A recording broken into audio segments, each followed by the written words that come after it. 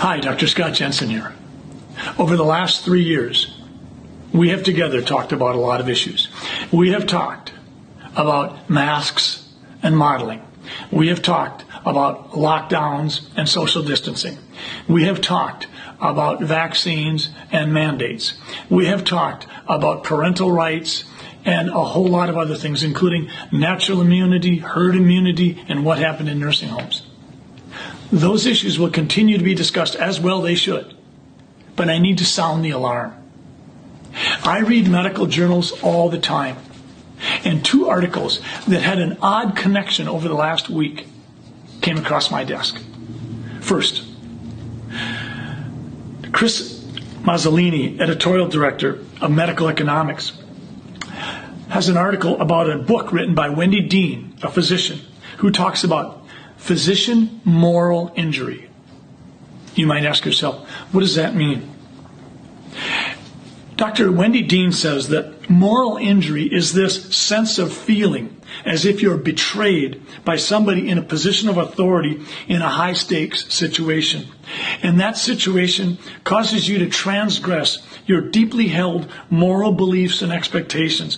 And in medicine, those beliefs and expectations are the oaths that we took to put our patients first.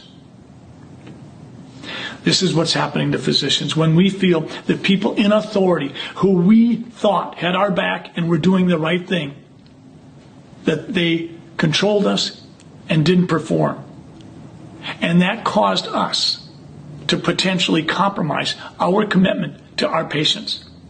That has happened across the land, across the globe. Let's turn to the second article. An article in Jas Shaw called "The Medical Field is Erasing Its Own COVID-Era History." Here's what it says. Pfizer and the rest of the big pharma companies assured the government that everything was just fine with the vaccines because they had been doing super serious testing. And the government dutifully reported the cheerful news to us, while using all of that data to impose lockdowns, mask mandates, and immunity passport systems.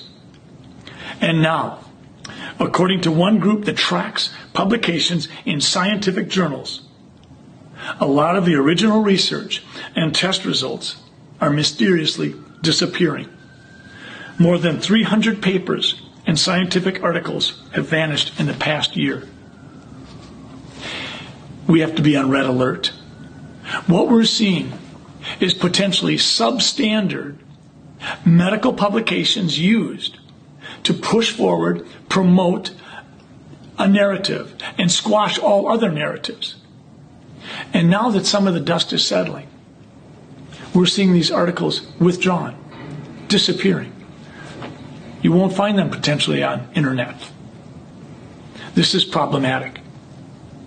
We knew during the pandemic that several specific instances occurred where high-quality journals, such as Lancet, the New England Journal of Medicine, published articles that a short time later required a retraction or a revision or a redaction. We're seeing this happen in spades now. We're seeing 300 plus articles disappearing. And I think you and I both know why.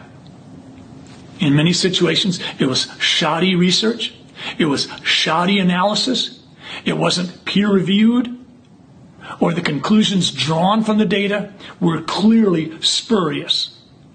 And we asked the question, was this born of a nefarious agenda? My friends, I don't remember any time in my 40 years of medical history where in a short span of time, journal articles in the hundreds and hundreds were disappearing. This feels like people are covering their tracks, and we need to pay attention.